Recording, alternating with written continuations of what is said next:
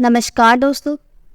आज मैं आपको सुनाने जा रही हूँ जब बहू ने बूढ़ी सास को नौकरानी बनाकर दूसरों के घर काम करने को भेजा तो सास ने बहू को सिखाया ऐसा सबक कि बहू की होश ठिकाने आ गई।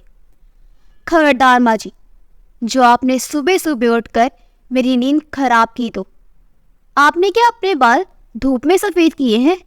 जो आपको इतनी भी समझदारी नहीं है कि अगर कोई सोया है तो खटपट की आवाज़ करके उसे जगाना नहीं चाहिए। आपका क्या है, को तो दिन रात सोती रहती है, लेकिन मुझे तो घर से लेकर बाहर तक के ढेरों काम देखने होते हैं। आपके बेटे को तो पैसे कमाकर लाने के अलावा कोई जिम्मेदारी ही नहीं है। सारी जिम्मेदारियां तो मुझे ही उठानी होती हैं। उसमें भी आपको सुबह सुबह चैन नहीं रहता। लग जाती है आंगन में झाड़ू लगाने। उसकी आवाज़ मेरे कानों को ऐसी चुभती है कि सुबह सुबह मेरा सारा मूड ही खराब हो जाता है। फिर सोचिए सारा दिन मेरा कैसा जाता होगा। लेकिन आपको इससे क्या, आपको तो कोई फर्क ही नहीं पड़ता। मालती जी की बहू रजनी अपनी सासू माँ को शनिवार की रात को डांट रही थी ताकि वह रविवार की सुबह उसे देर तक सोने दे, क्योंकि रविवार के दिन उसके पति रजत और उसका बेटा जय कभी छुट्टी का दिन होता है। लेकिन मालती जी पुराने ज़माने की थी तो उनकी सुबह सुबह उठने की आदत थी। उनका मानना था कि सूर्य उदय के पहले ही घर आंगन की साफ सफाई हो जानी चाहिए, इससे घर में बरकत आती है। लेकिन रजनी इन सब बातों को नहीं मानती थी। उसका मानना था जब जागो तब सवेरा। इस प्रकार दोनों सास बहू में नए और पुराने विचारों के बीच नोक-झोंक होती ही रहती थी। कभी कभी तो उनके झगड़ने के बीच रजत फंस जाता तो वह अपनी पत्नी को रजनी को ही डांट डपट कर चुप करा देता, जो रजनी के बर्दाश्त के बाहर हो जाता। वह बात का वतनगढ़ बना देती, लेकिन फिर मालती जी ही उनके सामने झुक जाती और मामला को शांत करती। रजनी को लगता है कि रजत ने शादी तो उससे की है, लेकिन वह उसकी बात बिल्कुल भी नहीं मानता, ना ही उससे प्यार करता है। वह तो केवल अपनी माँ का ही भक्त है। माँ ने जो कह दिया वह बस वही करता है, इसलिए वह मालती जी से नफरत करने लगी थी। लेकिन रजत अपने घर में सामंजस्य से बैठकर चलने की कोशिश करता था, क्योंकि उसने बचपन से ही अपनी माँ को संघर्ष करते हुए देखा था। उसके पिता पोस्ट मास्टर थे। रजत जब 5 वर्ष का था तब उसके पिता की टीबी के कारण उनकी मृत्यु हो गई थी। उस समय उसकी माँ को पेंशन भी नहीं मिलती थी। जब मालती जी के पति की मृत्यु हुई तब मालती जी केवल 24 वर्ष की थी। इसलिए उनके रिश्तेदारों और पास पड़ोस यहाँ तक कि उसके ससुराल वालों ने भी कहा कि वह रजत को उनके पास छोड़कर दूसरी शादी कर ली ताकि वह अपना भविष्य अच्छी से जी सके। लेकिन मालती जी ने अपने बच्चे के भविष्य के बारे में सोचकर दूसरी शादी नहीं की। रजत को उसके पिता का हिस्सा देना पड़ा। ऐसा सोचकर मालती के जेठ और देवर ने उन पर चरित्रहीनता का लांछन लगाकर उसी घर से बाहर निकाल दिया। बेचारी मालती जी अपने बेटे को लेकर अपनी मायके गई तो उनकी भाभीियों ने उन पर चोरी का इल्ज़ाम लगाकर उन्हें अपने घर से निकाल दिया। अब इतनी बड़ी जालिम दुनिया में जहां यही समाज के ठेकेदार जो लोग समाज को सुधारने की बात करते हैं, लालची भेड़ियों की तरह अपनी आंखें गड़ाए ऐसी विधवा औरतों का जीना हराम कर देते हैं, उसी समाज में मालती जी अपने छोटे से बेटे को लेकर उसके भविष्य को बनाने के लिए निकल पड़ी। साहस रूपी चादर ओढ़े अपने बच्ची का सहारा लेकर वह दिन भर लोगों के घर में झाड़ू पोंछा बर्तन साफ करती तो कभी किसी के खेतों में जाकर मजदूरी करती, लेकिन अपने बच्ची को एक सफल भविष्य देने में जुटी रहती। उसी बीच उन्होंने कई लोग के ताने तो कई लोग की गालियां भी सुनी। कभी कभी तो मालती जी को दिन भर काम करने के बाद भी रात में भूखा पेट ही सोना पड़ता, लेकिन उन्होंने अपने बेटे रजत को कभी भूखा पेट नहीं सोने दिया। जब भी रजत उनसे खाने के लिए कहता तो वो कह देती, बेटा मैंने पहले ही खा लिया था। लेकिन वह बालक, मन का भोला भाला बच्चा, उसे समय क्या जानता कि माँ ने वास्तव में खाना खाया है या नहीं।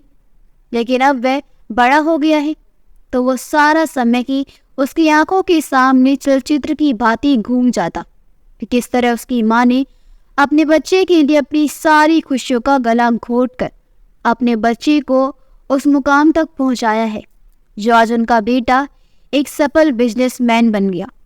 उसकी गिनती शहर के प्रतिष्ठित लोगों में होती है, लेकिन रजनी को अपने पति की इज्जत की कोई परवाह ही नहीं थी। रजत चाहता था कि उसकी माँ को सारे जहां की खुशियाँ और सुख सुविधा मिले, लेकिन रजनी उसके विपरीत सोचती थी। वह अपनी सासू माँ को 1 घंटे के लिए भी अपने घर में बर्दाश्त नहीं करना चाहती थी, लेकिन रजत के दबाव में आकर मजबूरन उसे अपनी सासू माँ की सेवा करनी ही पड़ती थी। लेकिन सिर्फ रजत के घर पर रहने तक। जैसे ही रजत घर से बाहर निकलता, रजनी अपने असली रूप में आ जाती। मैं माती जी से कहती, माँ जी चलिए आप बैठे बैठे घर के बर्तन साफ कर लीजिए, वरना बुढ़ापे में बैठी ही रहेंगी तो आपके शरीर को जंग लग जाएगा, फिर आपसे चलना फिरना भी नहीं हो पाएगा। और वैसे भी इसके पहले तो आप ये नौकरानियों वाले काम कर ही चुकी हो ना, फिर तो आपको कोई परेशानी नहीं होनी चाहिए। और हाँ, खबरदार, जो आपने अपने बेटे से इस बारे में कुछ कहा तो वैसे भी आपका बेटा कई कई दिनों तक तो घर में तो रहता नहीं है। सोचिए फिर आपको खाना कौन देगा? दोनों टाइम का खाना चाहिए और आराम की नींद चाहिए, तो चुपचाप वैसे ही कीजिए जैसा मैं कहती हूँ। मालती जी बेचारी चुपचाप आंसू बहाती रही। रजत बिजनेस के सिलसिले से कभी एक शहर से दूसरे शहर तो कभी एक देश से दूसरे देश भी जाता रहता था। उसका फायदा रजनी भरपूर उठाने लगी थी और रजत आता तो मालती जी के साथ ऐसे पेश आती जैसे वो पूरी बदल गई है, और वह बात बात से रजत को ये जतलाती भी थी कि वह मालती जी का कितना ध्यान रखती है। मालती जी भी रजत से कुछ नहीं कहती थी, इसलिए रजत भी निश्चित था अपनी माँ की सुख सुविधाओं के बारे में सोचने से। उसे लगता उसकी पत्नी तो उसकी माँ का ध्यान बहुत अच्छे से रख रही है। एक बार रजत को बिजनेस में बहुत घाटा हुआ, इसलिए उसने विदेश में व्यापार करने की सोची और इस बारे में अपनी माँ और पत्नी दोनों से ही बात की। रजनी को इस बात का बुरा लगा कि रजत ने अपनी माँ से इस बारे में क्यों बात की। उनको इस बारे में तो कुछ भी नहीं समझ में आता, इसलिए सिर्फ और सिर्फ मुझसे ही बात करनी चाहिए थी। अब वह अंदर ही अंदर जल रही थी। अब उन्हें घर चलाना भी मुश्किल हो रहा था। रजत ने कुछ रुपए अपनी माँ को दिए और कुछ रुपए अपनी पत्नी को दिए और वह चला गया विदेश व्यापार के सिलसिले में। रजत जैसे ही विदेश गया, रजनी ने मालती जी से ये कहकर उनके पास से रुपए मांग लिए कि उनको क्या काम है रुपयों का, लेकिन उसे तो घर चलाना पड़ता है। अब रजनी रजत के विदेश जाते ही मालती जी को ऐसे दिखाने लगी जैसे वे दोनों एक दूसरे के साथ हैं। वह अब उन्हें बहला फुसलाकर घर के सारे काम करवाती और जो बाकी समय बचता उसमें वह उसे दूसरों के घरों में काम करने के लिए कहती, ताकि उनका घर चलाने में आसानी हो सके। और वो अपने घर में रहने का कारण ये बताती कि वह अपने घर की देखरेख भी कर लेंगी और अपने बेटी जय को घर पर ही पढ़ा लेंगी, ताकि जय को भी पता ना चले कि उसकी दादी कहाँ जाती है। अब रजनी मालती जी को दूसरी सोसाइटी में, जहाँ उसकी सहेली रीना रहती है, वहाँ झाड़ू पोंछा और बर्तन धोने के काम के लिए लगा देती है। और जैसे ही महीना पूरा होता है, रजनी पूरे पैसे ले लेती है। मालती जी के हाथ में एक भी रुपया नहीं देती। फिर भी मालती जी खुश थी कि उनके बेटे को कुछ तो मदद हो जाती है। लेकिन तब तक रजत का कारोबार अच्छा चल पड़ा था, उसे अच्छा मुनाफा हो रहा था। लेकिन रजनी लालच में आकर ये बात मालती जी को नहीं बताती और रोज ही काम पर भेज देती।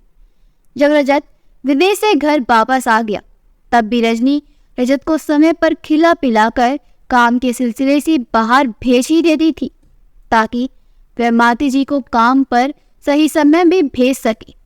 लेकिन रजत एक दिन अपनी माँ से कहता है, माँ, मैंने आपके लिए सिल्क की साड़ी लाया हूँ। आपकी बहुत इच्छा थी ना ऐसी साड़ी पहनने की। और वह साड़ी अपनी माँ को दे देता है और रजनी के लिए नहीं लाया क्योंकि 2 दिन पहले ही रजत ने रजनी की पसंद की साड़ी उसे भी ला कर दी थी।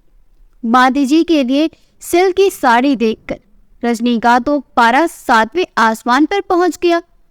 वह मन ही मन में जल रही थी लेकिन उस समय कुछ नहीं कहा। लेकिन मालती जी ने अपने बेटे से कहा, बेटा, तूने मेरे लिए इतनी महंगी साड़ी क्यों लाया? तू पहले अपने कारोबार को तो अच्छी तरह से जमा ली। तभी रजत मुस्कुराकर बोला, माँ, आपके आशीर्वाद से जब से मैं विदेश से वापस आया हूँ तभी से मेरा कारोबार अच्छा चलने लगा है। क्यों माँ, आपको रजनी ने नहीं बताया क्या? मालती जी आश्चर्यचकित रह गई। उन्हें समझ में नहीं आ रहा था कि वह अपनी बेटी के इस प्रश्न का क्या जवाब दे क्योंकि बहू तो उन्हें अभी रोज ही यही कहकर दूसरों के घरों में काम करने भेजती है कि उनकी बेटी को बिजनेस में काफ़ी नुकसान हो रहा है तो उसकी भरपाई हो सके। मालती जी ने सोचा, अगर मैं नहीं कहती हूँ तो झगड़ा हो जाएगा। लेकिन फिर उतने में ही रजनी ने आकर बात को संभाल लिया और कहा, बताया था ना, है ना माँ जी? अब माँ जी की उम्र हो चली है रजत, इसलिए माँ जी कभी कभी भूल जाती है ना माँ जी?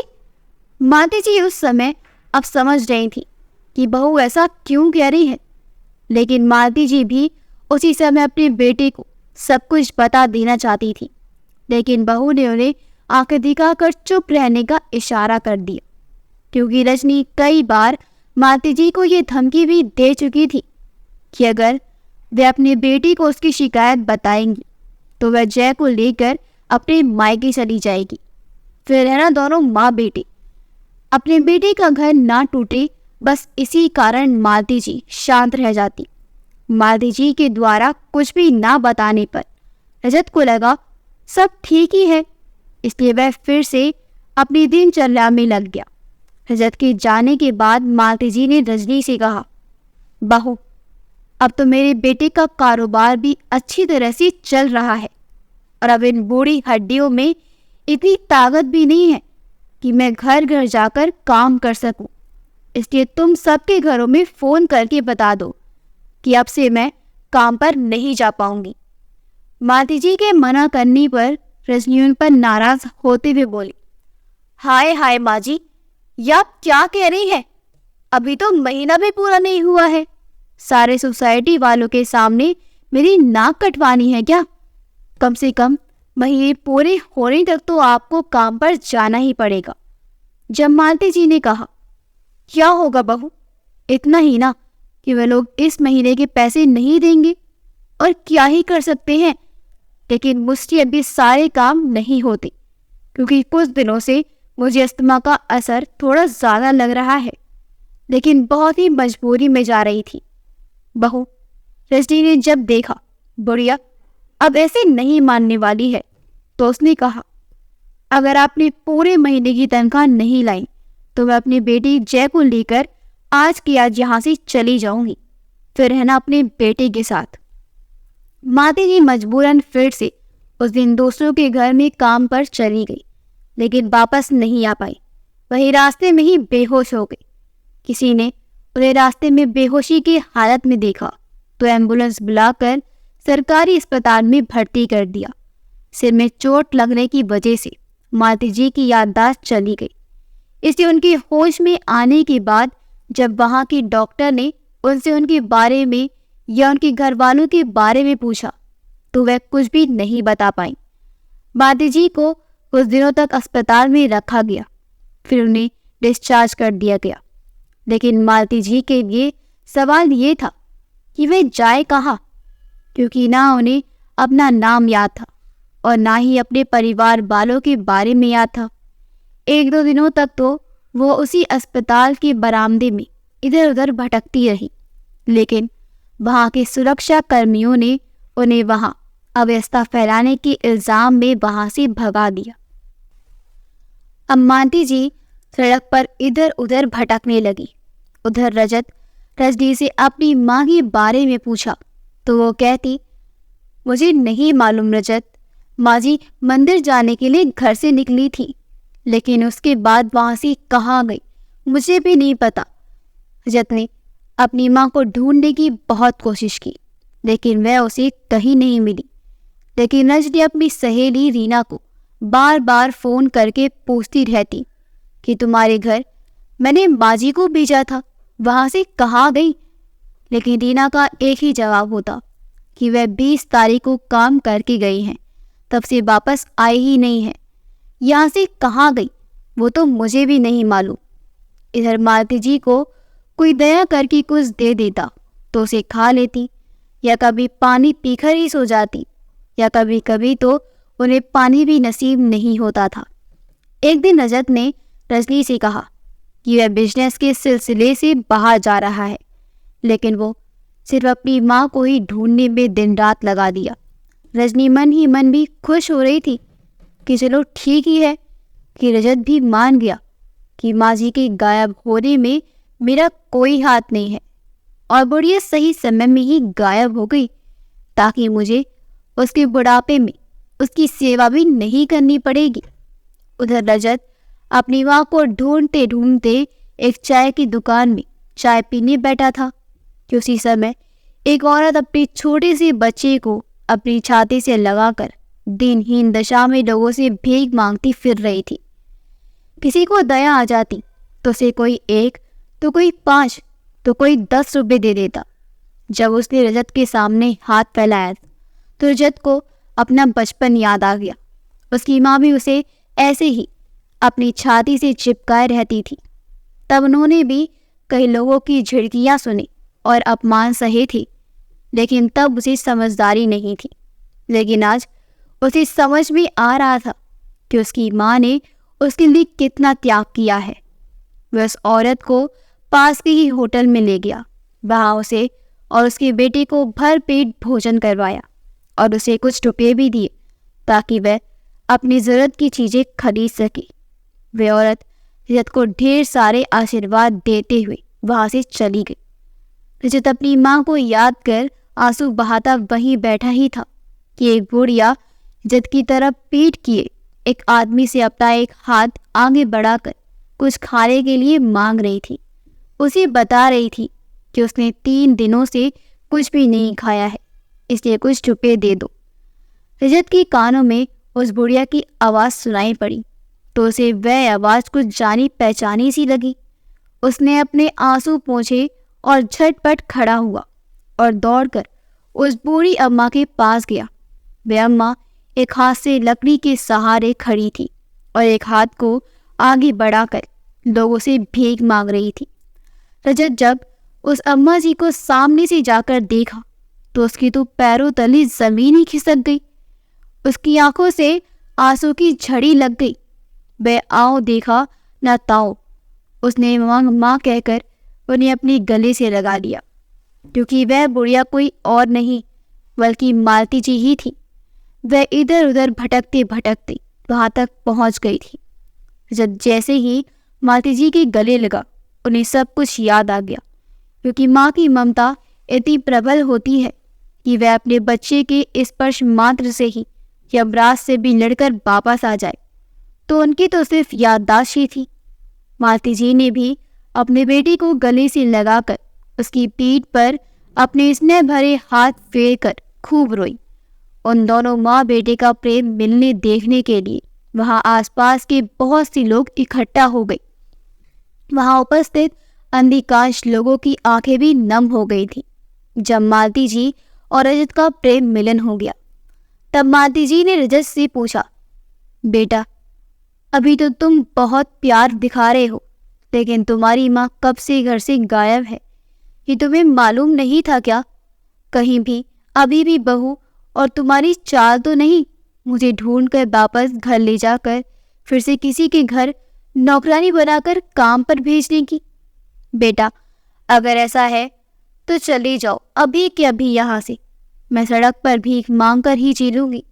नहीं चाहिए मुझे तुम्हारा प्यार और तुम्हारा घर संसार। अपनी माँ के मुंह से ऐसी बातें सुनकर रजत आश्चर्यचकित रह गया। उसने अपनी माँ से कहा, माँ चलो उस होटल में बैठते हैं, वहाँ पहले पेट भरकर खाना खा लीजिए, उसके बाद सारी बातें बताइए कि आखिर रजनी ने आपके साथ क्या क्या किया था। माती जी अपने बेटे के साथ होटल में चली गई। वहाँ भरपेट खाना खाया और बोली, बेटा सच सच बताना, क्या सच में तुझे पता नहीं कि मेरे साथ रजनी ने क्या किया है? रजत रोता हुआ बोला, माँ सच कह रहा हूँ, मुझे कुछ भी नहीं पता है कि आपके साथ रजनी ने क्या किया है। तब मालती जी ने रजत को वह सारी बातें बता दी जो जो रजनी ने उसके साथ किया था। अपनी माँ के मुंह से ऐसी बातें सुनकर रजत को बहुत गुस्सा आया, लेकिन मालती जी ने उसे शांत करवाया और कहा, बेटा क्रोध करने से बने हुए काम भी बिगड़ जाते हैं, इसलिए जो भी काम करो शांति से सोच समझ कर करो। रजत ने माँ की बात मानी और अपनी माँ को सीधे घर में ना ले जाकर एक वृद्धाश्रम में लेकर गया, जहाँ मालती जी की सहेली रमा जी मिल गई, जो उस वृद्धाश्रम को चलाती थी। रजत ने रमा जी को सारी बातें और अपनी मजबूरी बताई और अपनी माँ को कुछ दिनों के लिए अपने पास रखने के लिए निवेदन किया। रमा जी बोली, अरे इसमें निवेदन करने की कोई बात नहीं है बेटा, मालती तो मेरी बहन सम्मान है, वह जितना दिन चाहे रह सकती है। अब रजत अपने घर चला गया। उसे किसी भी काम में मन नहीं लगता था। वह उदास उदास सा रहने लगा था। अपने बिजनेस में भी ध्यान नहीं दे पा रहा था, इसलिए अब घर में आमदनी भी ना के बराबर हो रही थी। रजनी रजत के बार बार सामान लाने के लिए कहती तो पैसे ना रहने की वजह से रजत घर पर सामान नहीं ला पाता था। अब मजबूरन रजनी को घर से बाहर काम करने के लिए जाना पड़ता था। उसने एक ऑफिस में काम करना शुरू किया। उसे वहाँ 10,000 रुपये मिलते थे, जो उसके बेटे जय के स्कूल की फीस, कॉपी, किताब, ड्रेस और भी अन्य सामान खरीदने में खर्च हो जाते थे। अब रजनी अपने शौक पूरा करने के लिए रुपये भी खर्च नहीं कर पाती थी, क्योंकि उसके पास उतने पैसे ही नहीं बचते थे। उधर मालती जी सिलाई बुनाई कढ़ाई का काम वृद्धाश्रम की अन्य महिलाओं को सिखाने लग गई। उनके सिले कपड़े वृद्धाश्रम से बाहर जाने लगे। उनके सिले कपड़ों की डिमांड बहुत ज़्यादा बढ़ गई, इसलिए वृद्धाश्रम में आमदनी बहुत ज़्यादा होने लगी। इसलिए अब टीवी, अखबारों से मालती जी का इंटरव्यू लेने मीडिया के लोग आने लगे।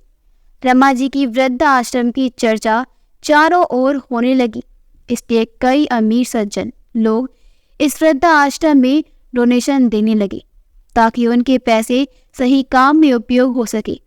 मालती जी ने सोचा, जिस तरह मैं ठंड से ठिठुर कर काम करके अपने दिन बिताए, वैसे ही कई हजारों लोग आज भी खुले आसमान के नीचे इतनी कड़ाके की ठंड में रात गुजारने के लिए मजबूर होते हैं। इसलिए क्यों ना उन्हें इस ठंड के मौसम में स्वेटर सिल दिए जाए, क्योंकि प्रकृति तो सभी के लिए एक सम्मान ही होती है। वे ये नहीं जानती कि ये गरीब है या ये अमीर, किसके पास स्वेटर है, शॉल है, किसके पास नहीं। ठंड या गर्मी तो सभी को एक सम्मान ही लगती है। वो तो मनुष्य अपनी सुविधा के अनुसार सुख या दुख भोगता है।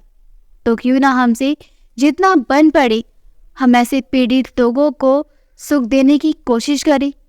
उन्होंने अपने ये विचार अपनी सहेली रमा जी, जो कि उस वृद्धाश्रम की मैनेजर थी, उन्हें बताया तो उन्हें भी ये विचार बहुत पसंद आया। वे दोनों लग गई हिसाब किताब लगाने में। दोनों ने हिसाब किया तो देखा वृद्धाश्रम के मैनेजमेंट के बाद भी सिर्फ 50,000 ही बचते हैं। मालती जी निराश हो गई कि इतने कम पैसे से क्या होगा, लेकिन रमा जी को मालूम था उनके आश्रम में जितने भी महिलाएं थी सभी बड़ों घर से ताल्लुक रखती थी। इसलिए उन्होंने अपना विचार सभी के सामने रखा। तो माती जी के ऐसे नेक विचार के लिए पूरा वृद्ध आश्रम तालियों की गड़गड़ाहट से गूंज गया। सभी ने बढ़ चढ़ कर डोनेशन देने की इच्छा जताई। जो लोग आज तक अपने बेटे बहू से डर डर कर जीते आए थे, अब उन्हें अपने अधिकार या उपयोग करने का साहस मिल गया और इतना धन इकट्ठा हो गया। अब रमा जी और माती जी के साथ साथ वृद्धाश्रम की सभी महिलाएं थीं। उन्होंने उन रुपयों से सबसे महंगे स्वेटर और शॉल का ऑर्डर दे दिया, क्योंकि उन्हें मालूम था स्वेटर शॉल मामूली ऊन के स्वेटर से 8 से 10 गुना ज़्यादा गर्म होते हैं, जो खुले आसमान के नीचे रहने वाले गरीब लोगों को गर्म रखने में काफ़ी मदद करेगा। जब सारे स्वेटर की डिलीवरी हो गई तो रमा और माती जी ने एक शानदार पार्टी रखी, जिसमें कोई भी ज़रूरतमंद इंसान वहां जाकर खाना खा सकता था और उपहार में स्वेटर शॉल लेकर जा सकता था। धीरे धीरे इस बात का पता रजनी को भी चला, तो वह भी उन भिखारियों की लाइन में खड़ी हो गई। सबसे पहले स्टेज में रमा जी ने सभी को कुछ ज्ञान की बातें बताई और कहा, आज हम जो ये पार्टी रख पाए हैं और इतना कुछ कर पाए हैं, इस मुकाम तक पहुंचने के लिए पीछे तक एक बहुत ही मजबूत और नेक इरादे वाले शख्स का हाथ है। आज अगर वो ना होती तो शायद इतने लोगों के चेहरे में खुशी नहीं होती। तो मैं चाहती हूँ उनके साहस और सहयोग के लिए एक बार जोरदार तालियां हो जाए। वहां उपस्थित लोगों ने बहुत ही उत्साह और जोश के साथ तालियां बजाकर उनका स्वागत किया। रजनी भी उत्साहित थी कि कौन है वह शख्स, वह भी उसे देखना चाहती थी। लेकिन मालती जी की कार का टायर पंचर हो जाने के कारण वह समय पर नहीं पहुंच पाए, इसलिए सभी लोग खाना खाने लगे जाते हैं और रमा जी सभी लोगों को एक एक कर स्वेटर शॉल देने लगती हैं। तभी मालती जी भी अपने बेटे रजत के साथ पहुंच जाती हैं। रजनी उसी समय स्वेटर लेने रमा जी के पास पहुंच जाती है। तभी रमा जी ने कहा, सभी लोग जो स्वेटर शॉल लेने की लाइन में खड़े हैं, अपनी अपनी जगह में खड़े हो जाइए। और रजनी, जो कि रमा जी के पास स्टेज पर खड़ी थी, रमा जी ने रजनी से कहा, देखिए, यही वह साहसी और बुलंद इरादे वाली महिला है जिसने हमें यहाँ तक पहुँचने में भरपूर सहयोग दिया है। तो क्या आप इन्हें फूलों का हार पहना देंगी? रजनी का सिर शर्म से झुक गया। उसकी आंखों में आंसू आ गए, लेकिन उसने उस समय कुछ नहीं कहा और मालती जी को अपनी नजरें झुकाए फूलों का हार पहना दिया। रजनी के हार पहनाते ही पूरा हॉल तालियों की गड़गड़ाहट से गूंज उठा। रजनी उसी समय मालती जी के पैरों में गिरकर रोती हुई माफी मांगने लगी। तभी मालती जी ने उसके दोनों बाजुओं को पकड़कर उठाते हुए कहा, अरे अरे, लगता है बराबर खाना पीना ना मिलने की वजह से आप कमज़ोर हो गई हैं। थोड़ा अच्छा खाया पिया करो और सेहत की तरफ ध्यान दिया करो। वैसे आपका नाम क्या है? मैंने आपको पहचाना नहीं। लगता है काम की अधिकता के कारण आप अपने लिए समय नहीं निकाल पा रही होंगी, इसलिए समय से पहले ही बूढ़ी नजर आ रही है। रमा जी, इन्हें एक ही जगह 2 स्वेटर और शॉल दे दीजिएगा। हो सकता है काम की अधिकता के कारण इन्हें सप्ताह भर में धोने का टाइम मिलता भी होगा या नहीं। 2 स्वेटर होंगे तो उन्हें धोने और पहनने में सुविधा होगी ना। माती जी की एक एक बातें रजनी को तीर की तरह चुभ रही थी। वह नीचे सिर किए चुपचाप मालती जी की बातें सुनती रही और वहां से स्वेटर लिए बिना ही जा रही थी। तब मालती जी बोली, अरे, आपने तो स्वेटर लिया ही नहीं। यहाँ स्वेटर की कोई कमी नहीं है। आपके लिए तो 2-2 स्वेटर शॉल का ऑफर है और आप बिना स्वेटर शॉल लिए जा रही है। क्या बात है? और हाँ, यहाँ का स्वादिष्ट खाना खाया कि नहीं?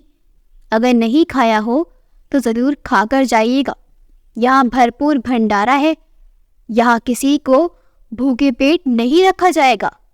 रजनी ने 2-2 स्वेटर शॉल पकड़े और चुपचाप अपने घर चली गई। उसने सारी बातें फ़ोन करके अपनी माँ को बताया तो उसकी माँ बोली, ठीक है बेटी, तो कल ही वृद्धाश्रम जाना और अपनी सास के पैर पकड़कर माफी मांगना और उनसे कुछ पैसों की मदद करने के लिए कहना, घर चलने के लिए मत कहना।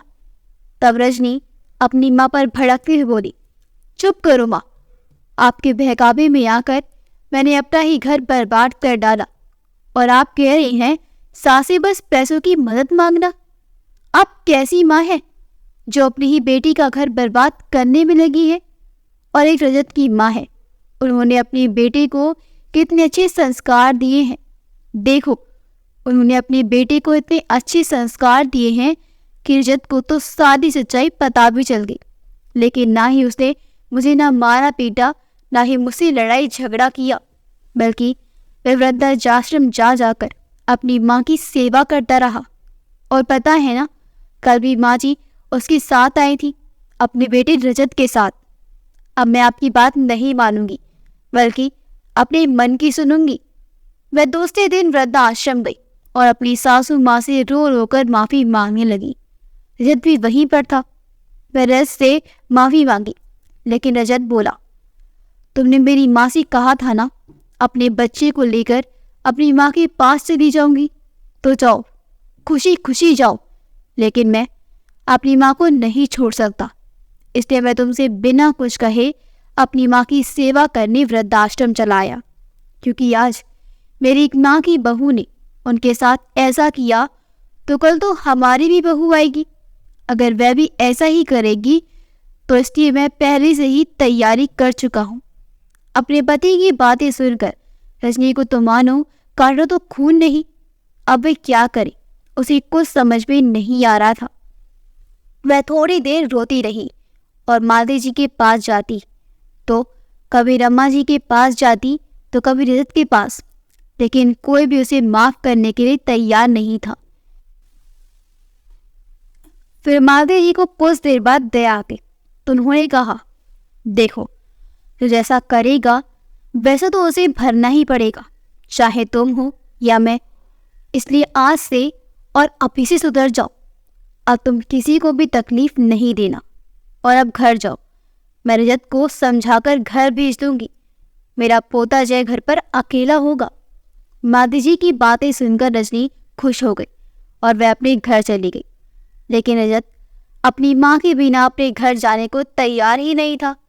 लेकिन मालती जी ने उसे बहुत समझाया कि वह अपनी अंतिम सांसें वृद्धाश्रम में ही लेना चाहती है।